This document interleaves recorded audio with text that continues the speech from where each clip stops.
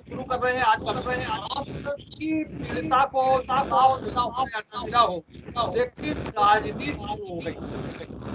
Congress, Samajwadi party और अन्य दल जो दलितों का प्रतिनिधित्व करते हैं, वो इस तरह से इवेंट जैसा बनाए हुए हैं हाथ।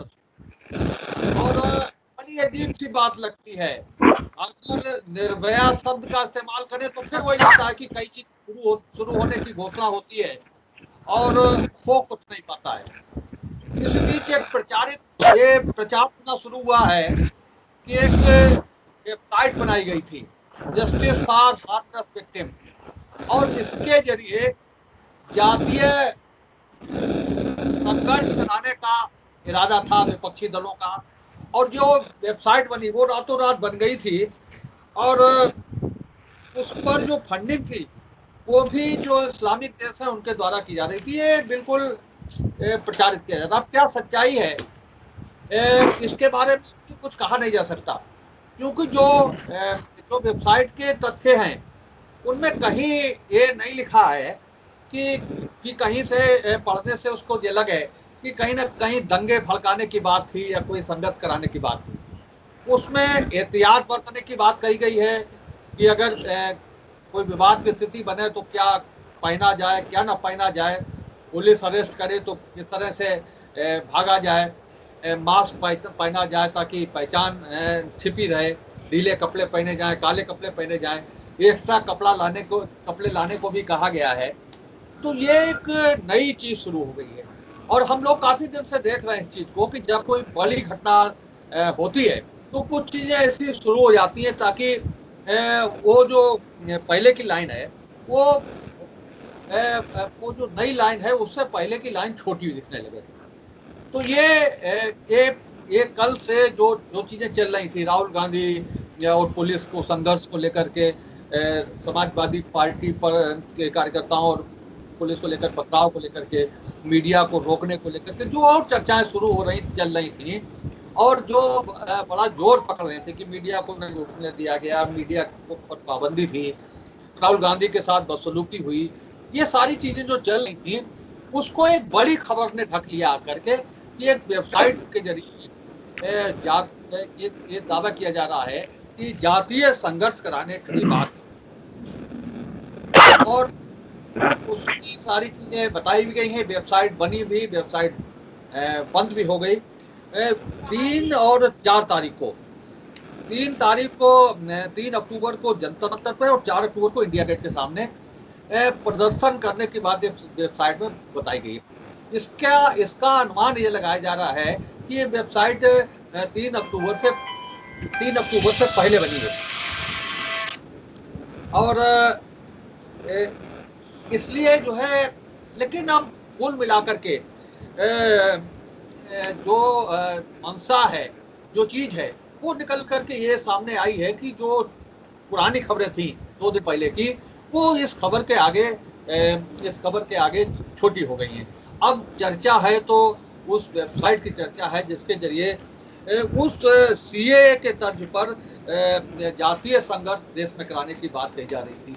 ये बात मुख्य रूप से निकल करके सामने आई है, और इसको लेकर के अब सवाल उठ रहे हैं कि असलियत क्या है, हकीकत क्या है, क्योंकि सरकार ने जानकारी होते ही उस वेबसाइट को बंद करा दिया है और उसके जो तथ्य थे उनका अवलोकन किया जा रहा है। तो सवाल आज की चर्चा का सवाल यही है कि क्या हाथरस कांड के बहाने दंगे भड़काने थे, और हर विरोध के पीछे साजिश का राग क्यों? ये सवाल है आज की चर्चा के। हम चाहेंगे कि घटनाक्रम हमने आपको बता दिया, इसको रिपीट ना करें, और जो सवाल है आज की डिबेट का कि क्या हाथरस के बहाने दंगे भड़काने थे और हर विरोध के पीछे साजिश का राग क्यों, इसको लेकर के हम लोग चर्चा करें।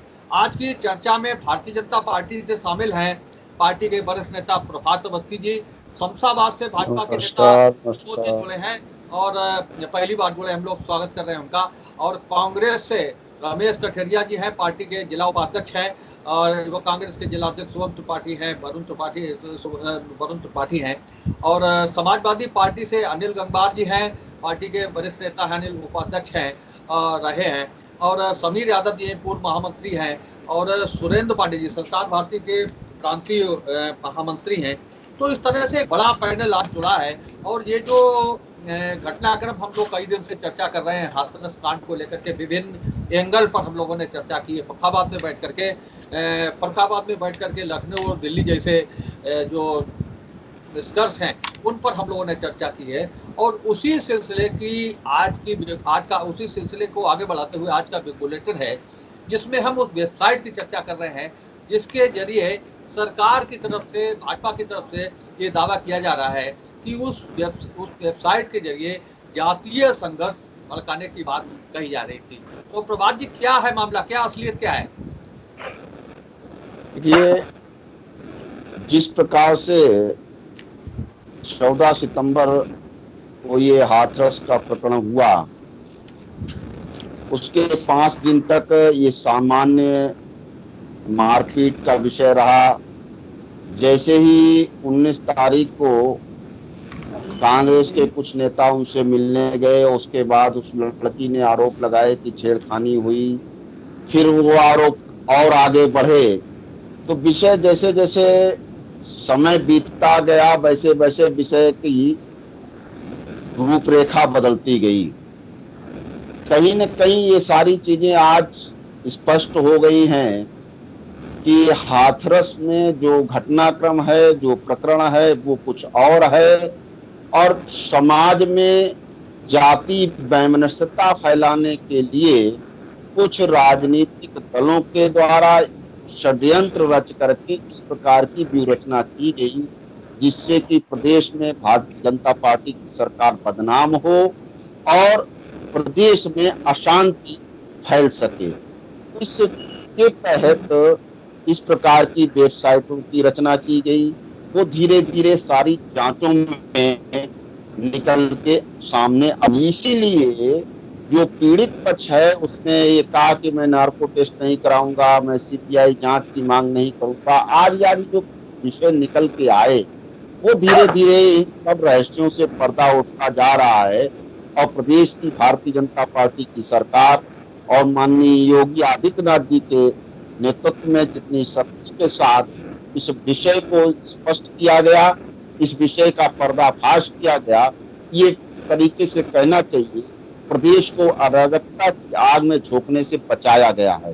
कुछ वैसे विषय भी बीच बीच में आए, उस पिछली डिबेटों में भी चर्चा में आया कि ऐसा नहीं होना चाहिए, ऐसा नहीं होना चाहिए, लेकिन संगीन घटनाक्रमों को देखते हुए उन पर प्रशासन ने किस प्रकार के निर्णय लिए, वो समय और तत्कालिक परिस्थितियों के आधार पर जो प्रश्न बने उन पर प्रशासन ने अपने निर्णय लिए। कुछ अच्छे निर्णय हो सकते हैं, कुछ चीजों पर प्रश्न चिन्ह लगाया जा सकता है और प्रश्न चिन्ह लगे भी हैं, लेकिन इन सारे प्रश्न चिन्हों को साफ करते हुए जो उभर के सामने आया है वो कहीं न कहीं विभिन्न राजनीतिक दलों के द्वारा, या ये कहना चाहिए कुछ ऐसे षड्यंत्रों के द्वारा जिससे कि प्रदेश में अराजकता फैले, प्रदेश की शांति व्यवस्था भंग हो, प्रदेश में जाति वैमनस्यता फैले, जिससे कि आने वाले 2022 के चुनाव में उसका लाभ उठाया जा सके।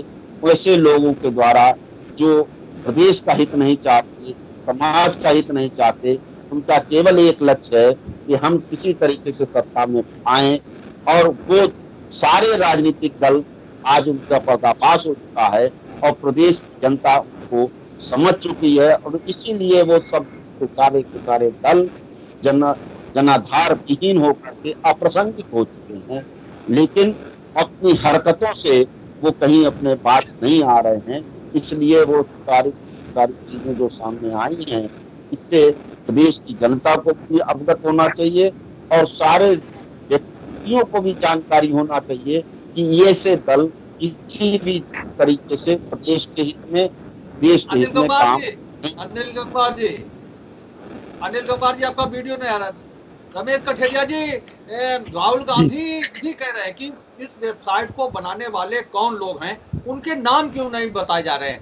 अगर सारी चीजें जानकारी में आ गई हैं तो उनके नाम क्यों नहीं बताए जा रहे? खाली खाली प्रचार क्यों किया जा रहा है कि वेबसाइट के जरिए ये होना था, ये बताया गया है, ये उनके नाम क्यों नहीं बताए जा रहे? ये राहुल गांधी ने भी अपने ट्वीट में कहा है। तो क्या लग रहा है कि जो भाजपा का आरोप है, वास्तव में इस तरीके की कोई घटना हो सकती थी, या जो वेबसाइट है, वेबसाइट के पीछे का सच क्या है, तथ्य क्या है उसके पीछे? रमेश कटेरिया, अनिल कुमार शेखर जी, जी, वीडियो आपका नहीं आ रहा, सही कर लीजिए, इसके बाद आपको बोलना। हाँ शेखर जी, इसमें यही कहना है कि जिस तरह से प्रशासन या शासन की ओर से ये जो आरोप लगाया जा रहा है, ये एकदम निराधार है। मेन मुद्दे से, मेन समस्या से ध्यान हटाने की बात है। क्योंकि जैसा कि राहुल जी ने कहा, बिल्कुल सच कहा, अगर आपके पास सब कुछ है, जांच भी हो गई, ये सब आपकी जानकारी में, तो नाम सामने लाइएगा। ये एकदम झूठी कहानी जैसी लगती है, मनगढ़ंत कहानी है। मेन मुद्दे से भटकाना है, पीड़ित को न्याय ना मिले, पीड़ित पक्ष को ही फंसा दिया जाए, इस तरह की साजिश स्वयं जो है भारतीय जनता पार्टी और शासन कर रहा है। क्योंकि जातीय उन्माद फैलाने की बात जो की जा रही, बिल्कुल एकदम निराधार है। पीड़ित पक्ष की जो बात है, ऑलरेडी जो घटना को, जो ऑलरेडी मतलब दुष्कर्म की घटना को जो हटा दिया गया है, रिपोर्ट में नहीं आया है, वो ऑलरेडी भी एक साजिश है। ऑलरेडी जो है शुरुआती दौर में अगर किसी लड़की को जबरदस्ती खींचकर खेत में ले जाया जाता है, निर्वस्त्र होती है, ब्लीडिंग हो रही होती है, बेहोश की हालत में होती है, तो दुष्कर्म नहीं हुआ तो क्या हुआ है? ऑलरेडी जो भी लेट हुआ, लड़की जब अस्पताल में होश में आई तो उसने नाम रखे तो वो समस्या को सामने आया है। तो इसलिए जो है ऑलरेडी जो है विपक्षी दलों पर, जो राजनीतिक दलों पर जो आरोप है, वो भारतीय जनता पार्टी या प्रशासन की ओर, शासन की ओर से बिल्कुल निराधार है। और स्वयं उस पीड़ित पक्ष को फंसाने की साजिश ये स्वयं भारतीय जनता पार्टी के बड़े नेता कर रहे हैं। पूर्व विधायक राजवीर सिंह, वो स्वयं दंगा कराना चाहते हैं। वो 200, 250, 300 सुजातीय लोगों के साथ बैठ के कर रहे हैं। तो ये भी सारे लोग देख रहे हैं, सारी जनता देख रही है। ये सारा आरोप निराधार है। और हम लास्ट में ये कहेंगे कि पीड़ित पक्ष को न्याय मिले, दोषियों को सजा मिले, और इस जांच में जो जांच गठित की है उसमें तथ्य सामने वास्तविक आए कि ऑलरेडी जो है ये धारा किस आधार पर किसके दबाव में हटाई गई है, मुख्य डीएम ने किसके दबाव में रात में लाश को जलवा देते हैं। ये सब, ये साजिश तो भारतीय जनता पार्टी के बड़े नेताओं, बड़े मंत्रियों के इशारों पर हुई है। इसमें जो है पीड़ित पक्ष को फिर एक बार मांग करते हैं कि पीड़ित पक्ष को न्याय मिले, दोषियों को सजा मिले। समीर यादव जी, क्या हाथरस कांड के बहाने दंगे भड़काने थे? ये जो सवाल उठ रहा है, क्या लग रहा है, क्या सच्चाई लग रही है सबके पीछे? देखिए, सच्चाई तो अब गहनता से जो लोग सोचते हैं वो सारे लोग जानते हैं कि भारतीय जनता पार्टी जब से 2014 से सत्ता में आई है केंद्र में, और 2017 में उत्तर प्रदेश में, तो उन्होंने एक नया पैटर्न शुरू किया है। और वो ये है कि ये जो मुद्दे होते हैं, मूल मुद्दों से ध्यान भटकाने के लिए नए नए मुद्दे पैदा करते हैं। और उसी कड़ी में ये भी उन्होंने एक नया मुद्दा पैदा किया है, सिर्फ इसलिए कि ये जो हाथरस वाला प्रकरण था और उसके साथ साथ कुछ अन्य जिलों में, जैसे कि बलरामपुर, आजमगढ़, बुलंदशहर आदि जिलों में भी कुछ प्रकरण हो गए थे, तो उन मुद्दों से ध्यान हटे। क्योंकि इस मुद्दे से पूरे देश में भारतीय जनता पार्टी के खिलाफ एक माहौल बना था। लोगों में एक गुस्सा था कि भारतीय जनता पार्टी की सरकार किसी को भी न्याय नहीं दे रही है, अन्याय कर रही है लोगों के साथ में। और भारतीय जनता पार्टी की सरकार में एक ऐसा माहौल बना था कि लोगों को लगा था कि इस सरकार में किसी से न्याय की उम्मीद रखनी भी नहीं चाहिए। पीड़ित पक्ष को नजरबंद करना और जो उत्पीड़न करने वाले लोग हैं उनको संरक्षण देना, ये भारतीय जनता पार्टी ने अपना शुरुआत की। तो मैं ये बता रहा था आपको कि चाहे शुरू से देख लीजिए, नए नए मुद्दे निकालते रहिए। शाहीन बाग वाला मुद्दा था, दिल्ली में चुनाव जीतने के लिए था। शाहीन बाग का बाद में क्या शुरू हुआ? शाहीन बाग का जो आयोजक था वही भारतीय जनता पार्टी में शामिल हो गया। कन्हैया कुमार पहले देशद्रोही हो गया था, लेकिन उसके बाद में जेल भी भेजा। क्या कर पाए? क्यों? क्योंकि उस मुद्दे में दम ही नहीं था। इन्होंने फर्जी तरीके से फंसाने का काम करते हैं। आप ये देखिए कि जब भारतीय जनता पार्टी सरकार में आई थी तो उसने कहा था कांग्रेस भ्रष्टाचार की जननी है, तो कितने कांग्रेसियों को आपने जेल भेज पाया? ये अनिल कुमार 6 जी। साल की सरकार जी। आगे बढ़ा, हाँ, बात समय ज्यादा बढ़ रहा, हाँ, ज्यादा जी। लोग हैं, समय कम है, हाँ, अनिल शेखर कुमार जी। जी, मैंने पिछली डिबेट में भी कहा था कि दोनों पक्षों को देखना थोड़ा चाहिए। सा नीचे खिसक के बैठिए, सिर कट रहा आपका, हाँ हाँ हाँ। तो उसमें हमारे कांग्रेसी नेता ने कहा था कि आपको डिबेट में बैठने का अधिकार नहीं है। आज वो सब बातें सामने आ गई और ये इनके राष्ट्रीय जो नेता हैं वो बड़े खुश हो रहे थे, हम कुछ कर रहे हैं। ये कुछ नहीं कर रहे। कांग्रेसियों ने और पीएफआई इनसे दोनों से मिली हुई है और इन्होंने ही पूरा, और वो भीम आर्मी, ये सब मिले हुए पूरा मामला प्रेम प्रसंग का है। 104 कॉल डिटेल भी मिल गए हैं। और अभी आप देखिए इसमें और मामले नए खुल के आएंगे। ये हो सकता है ये मामला आनंद किरण निकल आए। तो अब एक पक्षी बात करके कि एक नारा था बेटी बचाओ, हिंदुस्तान की बेटी बचाओ। अब बेटियां बहुत आगे चली गई हैं, बेटों से आगे चली गई हैं, उनके कारनामे किसी से छिपे नहीं। ये एक पूरी तरह से जब कॉल डिटेल सामने आएगी, अब आप देखिएगा उनसे जब पूछा जा रहा है कि आप जो है क्या सीबीआई जांच चाहते हो, कहते नहीं चाहते। नार्को टेस्ट चाहते नहीं चाहते। सीबीआई से बड़ी कोई जांच है? हर आदमी, कोई मामला होता है न्याय की पूरी उम्मीद सीबीआई से करती है। अब उसकी माँ भी बयान दे रही है कि वो हमने ये बयान, उसका भाई बयान दे रहा है। उसका एक भाई जो है वो दिल्ली में था और कॉल डिटेल फिर ये किसके और क्यों संबंध थे अक्टूबर से लेके अभी तक। ये इनमें से मैंने आपको उदाहरण दिया था कि बख्तियारपुर का उदाहरण दिया था। ये प्रोपगंडा करने वाले कुछ लोग होते हैं और ये एक केस करके इनके लोग ही जो है पूरा प्रोपगंडा फैलाते, नेताओं से संपर्क करते हैं, नेताओं को आमंत्रित करते हैं और फिर वहां पर ये लोग झगड़ा कराते हैं। अब मीडिया, वही मीडिया जो वहां पर कहती थी बेटी को न्याय में रास्ते रास्ते, अब वही मीडिया गांव गांव में घूम रहे, कोई रोक रहा है उन्हें? और पूरा गांव एक ही बात कह रहा है कि जांच की जाए, दोषी को सजा मिले और निर्दोष ना फंसाया जाए। इसका दूध का दूध और पानी का पानी सब अपने आप ही हो मनोज जाएगा। त्रिपाठी जी, देखिए, कहीं ना कहीं आज जी जी जी जी कौन, कहीं ना हाँ, कहीं रुकिए, कहीं ना त्रिपाठी जी, कहीं हाँ, कहीं ना कहीं उत्तर प्रदेश सरकार का ये बहुत बड़ा फेल्यूर रहा। जो लिंगारान इन्होंने 15 दिन ये करते रहे बराबर, एफआईआर उसकी लॉन्च नहीं हुई, किस किस तरीके से क्या क्या कंडीशनें आई वो सब साथी, हमारे सब विद्वान साथियों ने सब बताया। लेकिन जहां तक इन लोगों ने जो जांच करनी चाहिए थी और जो पीड़िता को इन्हें मदद देनी चाहिए थी जिस तरीके से उसके परिवार को, वो कहीं नहीं दी। इससे कहीं ना कहीं दूसरी पार्टियों के लोग भी वहां पहुंचे और पहुंचने का सीधा उद्देश्य था कि कहीं ना कहीं पीड़िता की मदद की जाए। और जहां तक रही इन्वेस्टिगेशन की बात, तो वो इन्वेस्टिगेशन अपने स्तर से चल रही, लेकिन कहीं ना कहीं इनके नेताओं ने उसमें इतने बड़े पैमाने पे जो दखलंदाजी दी है उससे एक बहुत गलत संदेश गया है। और हमारे उत्तर प्रदेश के अंदर आज की ही घटना है, उसी जिले में आज 6 साल की बच्ची के साथ बलात्कार हुआ। तो कहीं ना कहीं शासन और प्रशासन पूरी तरीके से फेल है।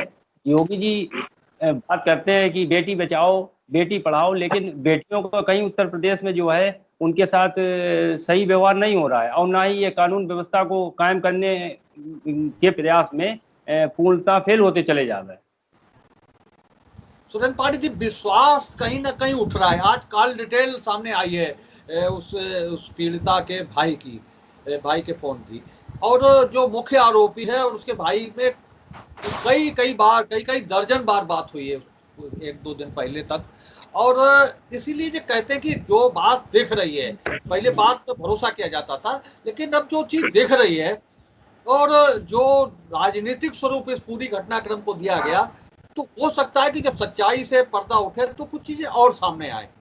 तो ये जो, और इस बीच जब ये वेबसाइट का मामला सामने आ गया है, तो ये बड़ा संवेदनशील मुद्दा है। अगर सीए की तर्ज पर जातीय संघ कराने की बात प्रदेश में थी और उसके पीछे कहीं ना कहीं जो हाथरस कांड था, तो वास्तव में बहुत गंभीर मुद्दा है। सुरेंद्र पांडे जी, आज के समय में एक बहुत बड़ी समस्या है साइबर क्राइम की, और हमें लग रहा है इन्वेस्टिगेशन एजेंसियां जो हैं वो इसकी जांच करेंगी और बहुत ही देश में ऐसे अराजक तत्व हैं जो बहुत शांत मुद्दों को भी आग भड़काने का काम करते हैं, चाहे वो सीए रहा हो या एनआरसी की बात हो। और इससे पूर्व भी मैं बताना चाहूंगा 2013 में जब अन्ना का आंदोलन था तो हमारे जीवन का पहला आंदोलन था जिसमें हम लगे और बहुत शांतिपूर्ण ढंग से हमने उस आंदोलन को चलाया था। वहां पर डर था, हमारे जो साथी थे हम लोग आपस में मंत्रणा करते थे कहीं ऐसा ना हो कि हम लोगों की टोली में एक कोई अराजक तत्व अनसोशल एलिमेंट घुस आए और वो पूरा माहौल खराब कर दे। आज कोई भी घटना दुर्घटना होती है तो उसमें सबसे बड़ी यही समस्या है कि कहीं कुछ ऐसे अराजक तत्व ना आ जाएं जो देश की शांति को भंग करने का काम करें।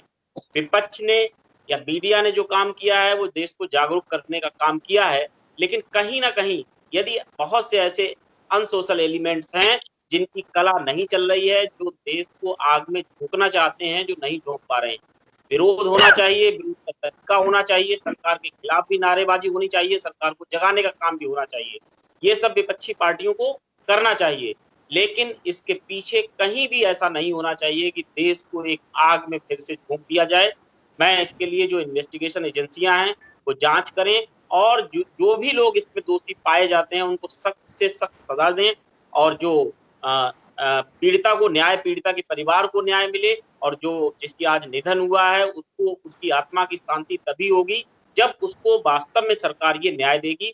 मैं इसके लिए सरकार से पुरजोर मांग करता हूं कि जो भी दोषी हैं उनको सख्त से सख्त सजा दे, फांसी से कम सजा ऐसे केस में नहीं होनी चाहिए। मुख्य रूप से विषय तो हम लोग कई दिन से चर्चा कर रहे हैं, आज विषय है उस वेबसाइट को लेकर के जिससे जातीय संघर्ष भड़काने की बात कही जा रही है।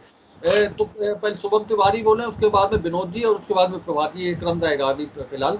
शुभम तिवारी, जो विषय है आज की चर्चा का कि क्या वास्तव में हाथरस कांड के बहाने जातीय संघर्ष बढ़ाना था, भड़काना था और हर विरोध के पीछे साजिश शब्द का इस्तेमाल क्यों होता है, ये मुख्य रूप से सवाल है आज की चर्चा के। और यही सवाल हमने शुरू में उठाए हैं और हम चाहते भी ये थे कि इन्हीं सवालों के इर्द गिर्द चर्चा हम लोगों की रहे, क्योंकि और चीजें हम लोग बहुत कई दिन से चर्चा कर रहे हैं उन पर, और चर्चा अगर अभी कुछ और चीजें निकल करके आएंगी तो और चीजें आगे बढ़ेंगी। हाँ शुभम तो देखिए, मैं साफ तौर पे कहना चाहूंगा कि इस विषय में सरकार की इतनी ज्यादा किरकिरी हो गई है, इसलिए डैमेज कंट्रोल के लिए ये एक नया शिगुफा दिया जा रहा है। बात जब वेबसाइट की होती है तो देखिए, ये जो वेबसाइट की बात हो रही है, क्या भाजपा वालों की ये सुनियोजित योजना नहीं हो सकती इस डैमेज को कंट्रोल करने के लिए? क्योंकि जब एनआरसी सीएए के आंदोलन में बुर्का पहन के भाजपा के नेता पहुंच सकते हैं सुनियोजित तरीके से, ताकि हिंदू मुस्लिम का विषय बनाया जा सके, बुनाया जा सके, वो पूरे देश ने देखा, मीडिया ने दिखाया कि वहां पर कैसे भारतीय जनता पार्टी की महिला नेता पकड़ी गई। अब जिस वेबसाइट की बात हो रही है, हमारे नेता राहुल जी ने ट्वीट करके साफ कहा कि अगर ऐसी कोई वेबसाइट है जिससे सरकार को यह अंदेशा है या सरकार ये बात कह रही है, क्या आपका साइबर सेल इतना कमजोर है, साइबर तंत्र, कि आप ये खुलासा नहीं कर पा रहे कि वो वेबसाइट किसने बनाई? आप उठा के सीधे सीधे आरोपित कर रहे हैं, आपने उस पीड़ित परिवार को आरोपित कर दिया। मैं ये नहीं कह रहा कि पीड़ित परिवार जो कह रहा है वो सही है, लेकिन मैं अगर वेबसाइट पे आप चर्चा कर रहे हैं तो मैं फिर कांग्रेस की तरफ से मैं कई प्रश्न भी उठाना चाहता हूं कि पीड़ित परिवार ने, जो कि पूरे देश ने देखा कि नार्को टेस्ट के लिए ही नहीं बल्कि वर्तमान सरकार की हर तरीके की जांच को नकार दिया। पीड़ित परिवार ने न्यायिक जांच की मांग करी है। क्यों करी है? इसलिए करी है क्योंकि जब लड़की का जो है लास्ट मोमेंट का जो बयान है, वो बयान है कि हमारे साथ बलात्कार हुआ, उसके बावजूद फॉरेंसिक रिपोर्ट निगेटिव आ रही है। इन सब दोनों बातों को ध्यान में रखते हुए अगर पीड़ित परिवार ने नार्को टेस्ट के लिए मना किया है, और नार्को टेस्ट कहीं ना कहीं कानूनी आधार पर भी कोई बहुत बड़ा वो नहीं बनता, आधार नहीं बनता है, तो उस बात को लेकर न्यायिक जांच में क्या दिक्कत थी? अभी जो यहाँ पर बात चल रही है उसमें एक बड़ी बात यहाँ पर यह आती है कि जिस तरीके से दंगा भड़काने का आरोप आप अन्य पार्टियों पर लगा रहे हैं, मैं पूछना चाहता हूं, जब 144 लगी हुई थी, जब किसी को मिलने की मनाही थी, 48 घंटे मीडिया नहीं पहुंच पाई, उसके बाद वही एसडीएम साहब, वही डीएम साहब ने वहां पर अन्न वर्ण की इतनी बड़ी सभा कैसे होने दी? क्या इसके लिए भारतीय जनता पार्टी को जवाब देना पसंद करेगी? क्योंकि ये भी तो भाई नियम अगर 144 है तो सबके लिए है, आप जिस वेबसाइट की चर्चा कर रहे हैं, हम भी ये मांग कर रहे हैं कि उस वेबसाइट का खुलासा किया जाए, लेकिन सिर्फ डैमेज कंट्रोल के लिए आप उस वेबसाइट का नाम उजागर करें और इस तरीके की वकालत करें, वो चीज ठीक नहीं है। न्यायिक जांच की मांग कांग्रेस ने भी करी, जिस समय राहुल जी और प्रियंका जी वहां गए उनके सामने भी ये बात आई। तो और जहां तक सपा ने जो बात रखी है वो भी बड़ा गंभीर विषय है। मैं ये चाहता हूं कि समाजवादी पार्टी के प्रवक्ता ने जो बिग बुलेटिन में बात कही है, इस बात को अखिलेश जी को भी इंगित करवाना चाहिए, क्योंकि कहीं ना कहीं अखिलेश जी भी आदरणीय प्रवक्ता जी की बात से जो है ताल्लुक नहीं रखते हैं, क्योंकि उनका मानना कुछ है। तो हो गया। हाँ, विनोद सक्सेना, हाँ बोलिए, आवाज आ रही है? हाँ,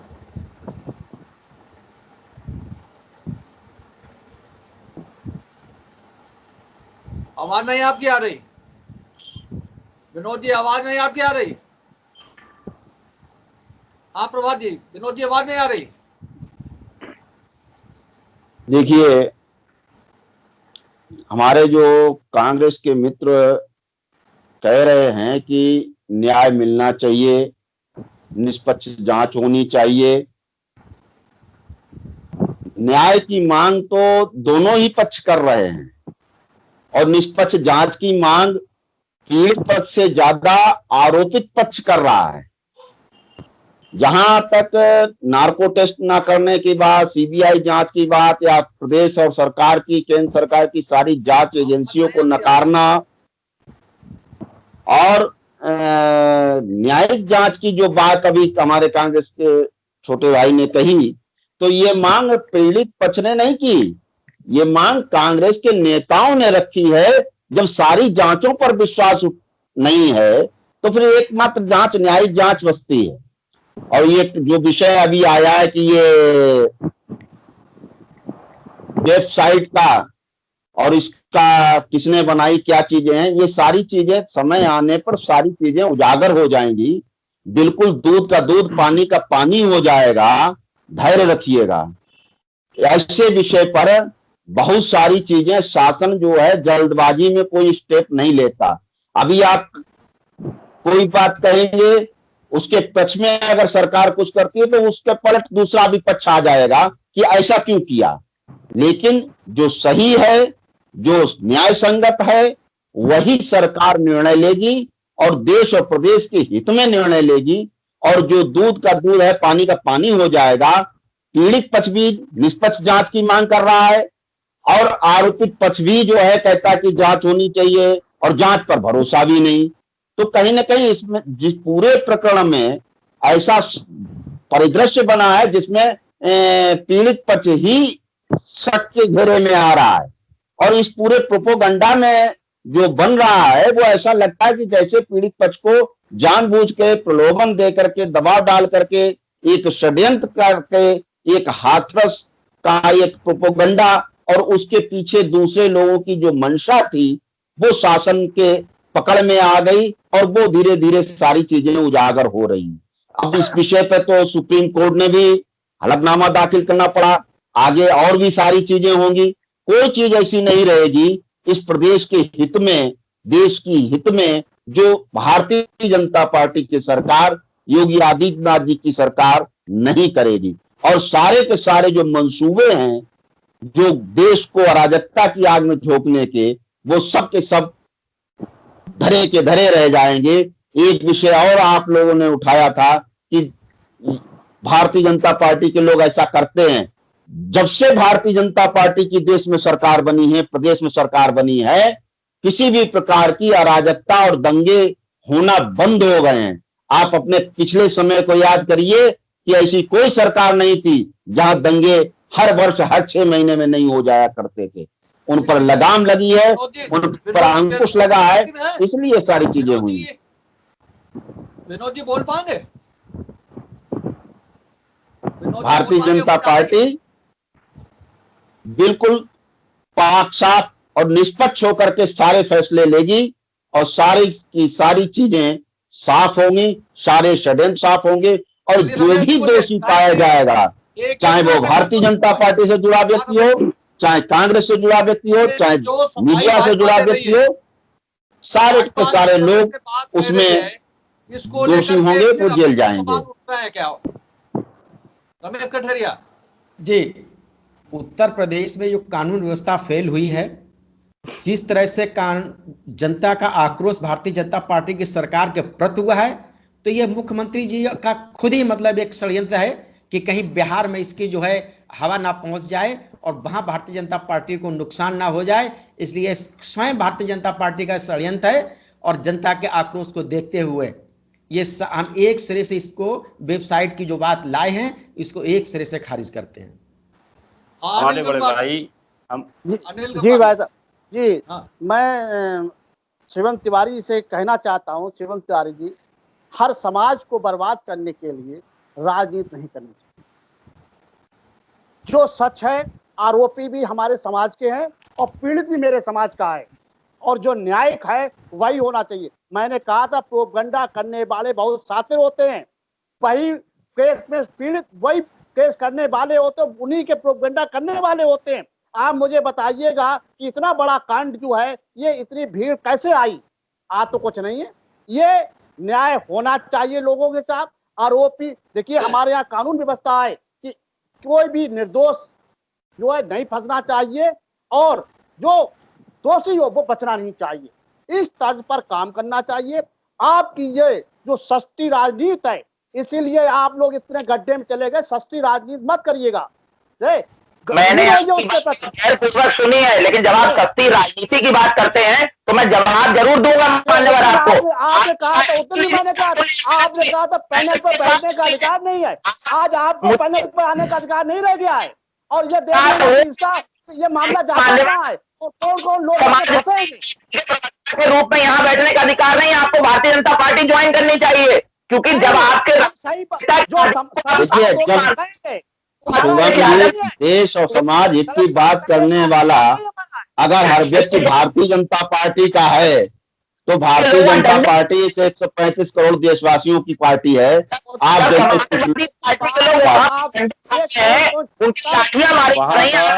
वहाँ का माहौल देखिए, वहाँ का माहौल देखिए, जिस तरीके से आरोपी पुलिस की मौजूदगी में शेर तक को इस तरीके से चैलेंज कर रहे हैं, जो उनकी वीडियो फुटेज आई है। एक मिनट, भारतीय जनता पार्टी को सवाल पूछने की पार्टी की ताकत नहीं है। विपक्षियों को सवाल कर रही है, ये अजीब सा विषय यहाँ पर उठ रहा है। बात पक्ष और विपक्ष की नहीं है, बात यहाँ समाज की है। यहाँ राजनीति नहीं हो रही है। आप ये देखिए न्याय क्या है, गलत कौन है, सही कौन है, जांच इसकी होनी चाहिए। अब चले गए कि आप उनको फांसी हो जाएगी गलत तरीके से, तो ये सही है? तो आप ये बात अखिलेश जी को बताइए कि उनको इस मुद्दे को नहीं उठाना चाहिए, उन्हें नहीं बोलना चाहिए कि पीड़िता का रेप हुआ है। अखिलेश जी को आप ये बात बताएंगे ज्यादा बेहतर होगा, क्योंकि हम तो वहां पर 5 लोगों के डेलीगेशन में गए थे, आप तो वहां सैकड़ों कार्यकर्ताओं के साथ गए थे साहब। तो पहले आप अपना स्टैंड क्लियर करिए। आप भाजपा हो सकता है पार्टी के लोगों को ये बात ना पता हुई, डिटेल आज निकल कर आई है। कहना है पार्टी के एजेंडे की बात नहीं, यहाँ बात है समाज की। पहले आप पार्टी के एजेंडे पे चलेंगे तो पार्टी के एजेंडे को आप आईना नहीं दिखा पाएंगे। की भाजपा का पक्ष रखेगी, ये चीज क्लियर में मेरे लिए का। हाँ। अच्छा देखिए, जो अनिल गंगवार जी कह रहे हैं, इसमें कोई शक की बात नहीं है कि न्याय होना चाहिए।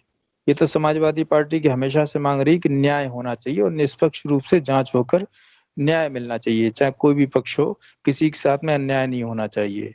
ये मुख्य बात है। दूसरी बात मैं ये कहना चाह रहा हूँ, देखिए बिहार में चुनाव होने वाला है, उत्तर प्रदेश सहित कई जगह पर उपचुनाव है, तो ऐसे मुद्दे भारतीय जनता पार्टी गढ़ेगी जिससे उसकी जो छवि धूमिल हुई है पिछले कुछ समय में, चाहे मजदूरों के पलायन का प्रकरण हो, चाहे हाथरस, बलरामपुर, आजमगढ़ सहित कई अन्य जगहों के प्रकरण हो, और चाहे कृषि कानून वाला प्रकरण हो, तो इस पे जो भारतीय जनता पार्टी की पूरे देश में छवि खराब हुई है, तो वो चुनाव में हार ना जाए, इसलिए उसको इस तरीके के मुद्दों की जरूरत है। और ऐसे ही मुद्दों से भारतीय जनता पार्टी सत्ता में आती है और आने के ख्वाब हमेशा देखती रहती है। तो ये भारतीय जनता पार्टी का सिद्धांत है कि उसको हिंदुस्तान, पाकिस्तान, हिंदू मुसलमान, कब्रिस्तान, शमशान, ऐसे मुद्दे चाहिए जिससे लोगों का ध्रुवीकरण हो। और जो 135 करोड़ लोगों की पार्टी भारतीय जनता पार्टी की बात की जाती है, तो ये तो संभव ही नहीं है।